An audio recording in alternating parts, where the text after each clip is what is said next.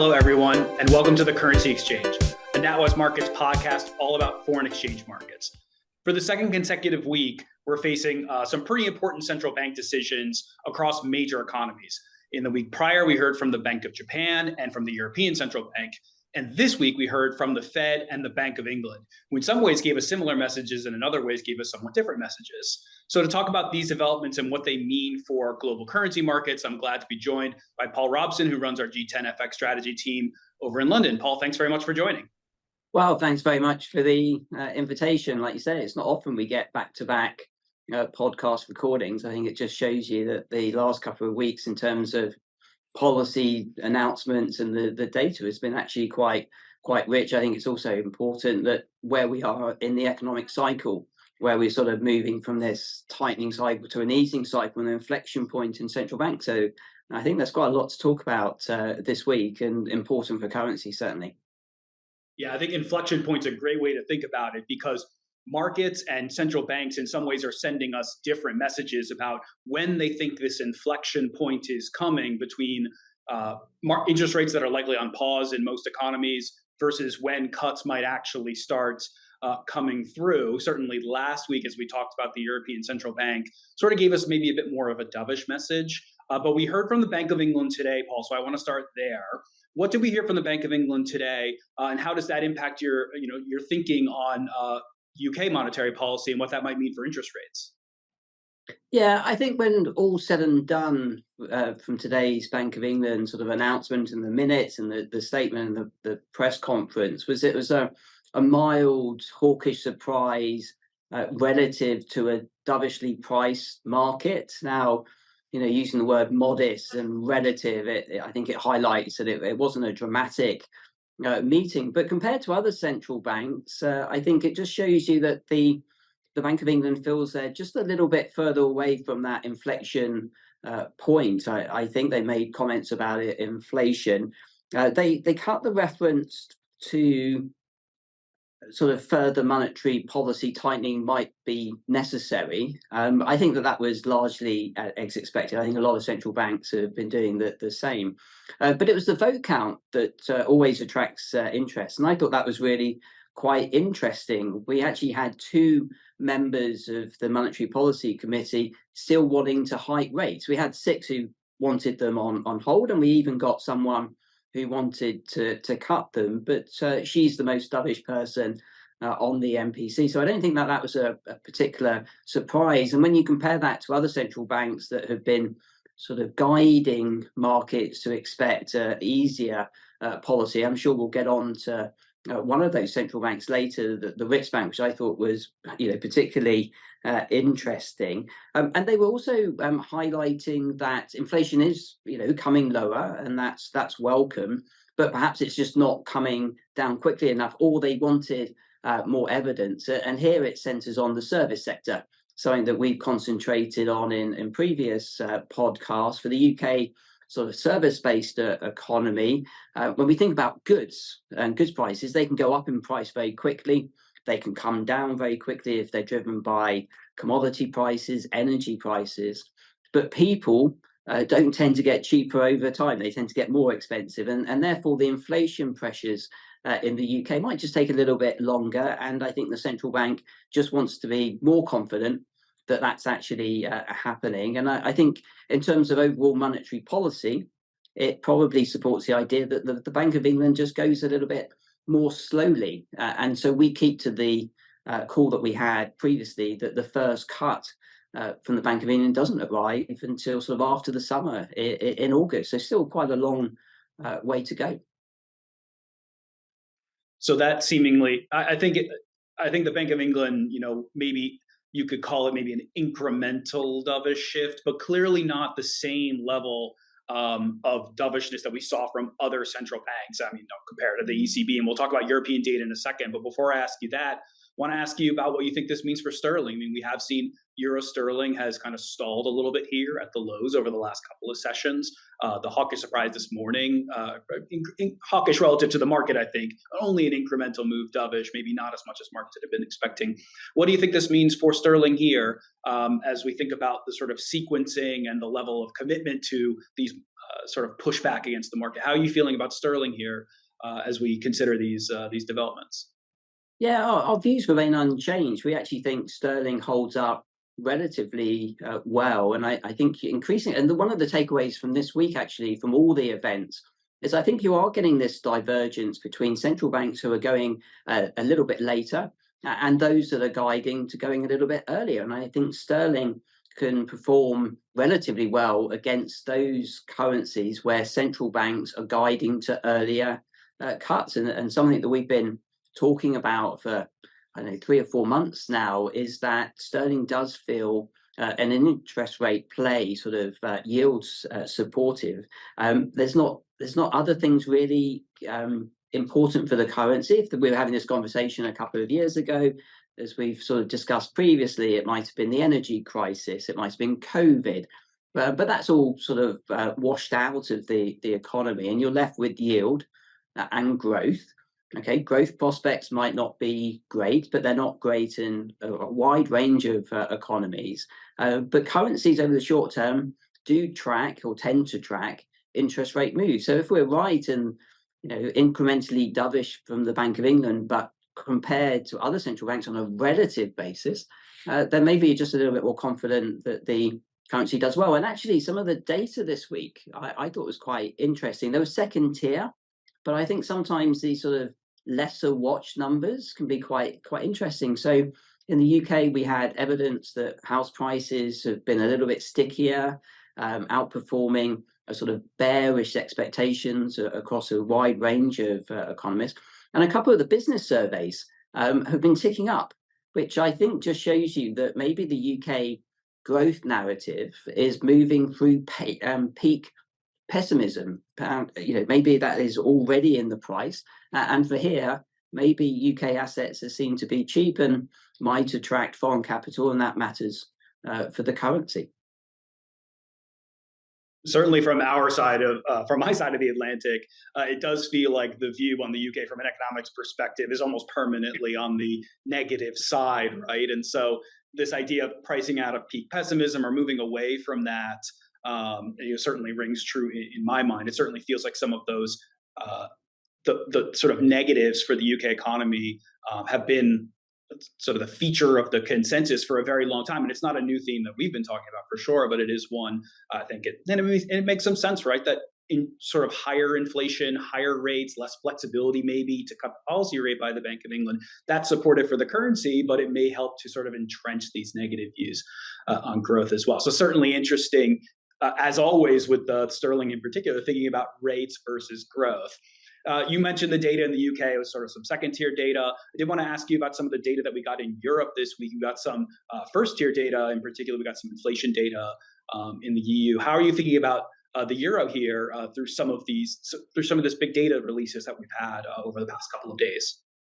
Yeah, in terms of the data, you're exactly right. It was the euro area inflation numbers that I think offered so much, but in the end just delivered so little for currency markets because it was broadly in line with expectations. I think one of the takeaways is that inflation is coming lower, it's trending lower, but it's not doing that in a straight line linearly, and you are going to get the odd surprise. So the data were just a little bit stronger than expected. I think markets were maybe expecting something a little bit weaker. The sort of inflation trends are pretty well established, and that was across the euro area as a whole. But we got a early heads up from the German data, so I don't think it really changes the outlook and the narrative.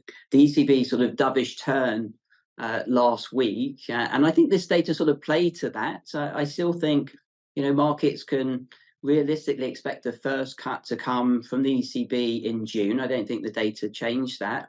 But for currencies, where's the risk around that central case? And for me, it's just that the rate cuts from the ECB come a little bit earlier, and potentially as early as April, and that might be quite a significant period ahead of the Fed and the Bank of England. And I think that just weighs on the currency. And as I mentioned a couple of minutes ago, these two groups of currencies, those where central banks are going earlier, but those that are going a little bit later. And I think the euro fits into that early camp. So underperformance potentially against sterling for the short term, and against the dollar. But I'm sure we'll turn to I know we'll turn to the Fed in a few minutes. All in good time, Paul. All good time. I mean, thinking about Europe versus the UK, you sort of brought up the issue of UK being a services-oriented economy, and we know that some of the economies in Europe, in particular, Germany, is a lot more subject to manufacturing, so maybe a bit more risk coming from the international side as well. You think about some of the data in China this week that continue to struggle, and obviously Chinese assets. Look at Chinese equities, for example. Those have sort of already started to fade a little bit of that post-stimulus bounce. And so, it certainly feels like the evolution of the data is supporting this relative monetary policy divergence in the way these two economies, in the way these two central banks are talking, in the way that markets have to account for the credibility of these central banks as they deliver these messages. You mentioned the Riksbank before. They also had a decision this week out of Sweden. I think it was a very interesting one. Can you talk through their decision for me? What did they decide this week, and how are you thinking about the outlook for Sweden and how that relates to the currency? Yeah, I thought that was really quite interesting announcement from the Riksbank today. They didn't have a monetary policy report to back up their sort of change in guidance, and normally central banks would want the sort of backup of new updated forecasts if they're going to change. And they didn't change interest rates that they weren't expected to, but they did change their guidance. They were really quite dovish. They've been more on the hawkish side up to this point. I think they've been worried about weakness of the currency, or if they guide markets to earlier rate cuts, the currency weakens, import inflation into the economy at a time when you're trying to get inflation lower. So they were talking about that you wouldn't have to wait until potentially the November meeting. That was their previous guidance, that rate cuts could come earlier than that. And they also said rate cuts could come in the first half of the year, and that they could come ahead of the ECB and the Fed. So in terms of the overall takeaway, I think it was dovish. The currency was a little bit weaker, it wasn't dramatically so, but I think for the currency, I think markets might be looking at the Swedish krona in the wrong way. I think that they see dovish Riksbank policy, quicker easing in monetary policy, and that is negative for the currency. And of course, when I've talked about sterling and the euro, that would be consistent with that. But for me, I think when we think about Sweden and what markets have worried about for the last sort of 18 months, it's been about commercial real estate, the sensitivity of the economy to higher interest rates for an economy that's borrowed a lot, and people worry about the knock-on impacts onto the economy. And the currency has gone down when people are worried about that. So for me, the opposite should be true. That is, the Riksbank lowers interest rates and people worry less about the property sector and commercial real estate. I think that the worries that have been priced into the currency just alleviate. So I actually think the Swedish krona, even though the Riksbank will be in one of that early easers, because they're very similar to the ECB, I actually think the currency will do relatively well. So the Swedish krona rises against currencies like Swiss franc and the euro potentially. I think that's very interesting, and it's also something that you have highlighted before, is that you look at short-term correlations versus interest rate differentials in currencies, and one of the things that I know you've highlighted is that the differentials actually lean in favor of the argument you were just making, that correlations are sort of inversed for Sweden when it comes to interest rate differentials compared to what we're used to, where higher interest rates are most often associated with stronger currency. But I mean, I think just to reinforce the point, I think it's a really good one, that the risks to that economy, if the market sees the risks to the downside to growth so heavily focused on the interest rate sensitive sectors, then there is that growth positive. And for a small open economy like Sweden, this is probably also true in a number of other economies where you also face issues with heavily indebted housing markets. That's a kind of that's the kind of thing that we should be thinking about as maybe we shouldn't apply the same the same playbook on rates to all different economies. And so I think that's really interesting nuance that you brought up. Yeah, I just think in terms of divergence across the major economies, I think we previously talked about how not all economies are born equal, and they all have their slightly different balances, not least the US. So we can't finish this podcast without covering off this week's FOMC meeting.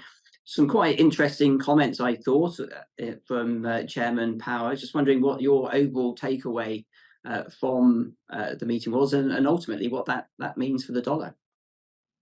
So, from the Fed decision on Wednesday, I think it was very interesting that I felt like it was a very Goldilocks, very soft landing style press conference. What the market took away, the main language that the market took away, was Powell was asked directly. First, I should say from the outset, the Fed did not change policy. They were not expected to change policy. And all of the question was about whether or not the Fed was getting closer to a position where they could adjust their policy, cut their policy rate as soon as the March meeting. As frequent listeners to this podcast will know that we've been very focused on these March odds as sort of a bellwether for the dollar, that as they had gotten a bit over their skis at the end of last year, we felt that the risk of the dollar lent pretty clearly to the upside. Now it's a bit closer to fair. And so we were looking at this meeting as, what will Powell say about March specifically? Will he make March on the table, or will he try and take it off the table? And I think this is the comment that the market focused so clearly on, which was Powell essentially saying that it's not likely that the Fed is going to have enough confidence in their inflation outlook to cut the policy rate at their March meeting. So that was the sort of, call it the hawkish comment, that I think the market tried to grab onto in the immediate aftermath of the press conference. The dollar did rally through the Fed's decision. But that comment was made in what was otherwise, I consider, a fairly dovish press conference, where Powell gave a lot of inferences to this idea of higher growth coming without stimulating inflation, because you've seen improvements in labor market into better balance. So if you compare the way Powell was speaking at his meeting this week with how he was speaking maybe 6 months ago, I think what you will see is that the Fed was a lot more concerned about strong growth as a risk to the top side for inflation. And I think that's natural, right? That if growth is performing strong, then that feeds through to topside risks for inflation through higher demand and better consumer spending and whatnot. But what we have seen over the last 6 months is that the consumer and the economy has held in very well, but the inflation has moved so definitively lower. And it sounds like Powell was a lot more constructive, and who could blame him, right? Because the data have been pushing in this direction. He was a lot more constructive on this idea that the labor market does not have to slow down for them to get better confidence that inflation is still trending in the right direction. So even though Powell seemed to suggest that a March move is not likely, that's also consistent with our view. A number of sell-side shops have pushed back expectations. Some who had moved forward to March as their base case seem to have pushed back in the aftermath of these comments. I think that's appropriate. But the overall tone of the press conference, I think, actually pointed in a pretty dovish direction, opening up the door for the Fed to consider rate cuts without necessarily needing to see that growth slow down.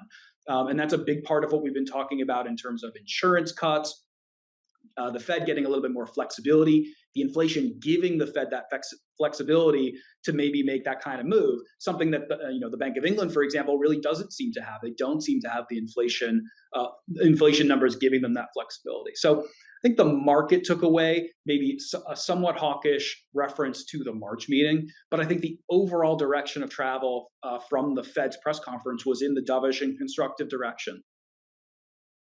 Yeah, I think that's the key takeaway. I think all central banks are ultimately guiding to lower rates. It will be really interesting. I think for currencies, it will just be the speed and the ultimate depth of that monetary easing. I think there's quite a lot of uncertainty about when central banks finally start cutting, how quickly they cut and how deep. And I think there's going to be lots of iterations through the coming 12 months, and it'll be interesting to see where we are at the end of the year and to what extent that impacts currencies. But at the moment, it's a sort of synchronized easing, isn't it? And slow down, and perhaps just keeps like you've been talking about, keeps the dollar strong, or maybe just a little bit stronger for a little bit longer.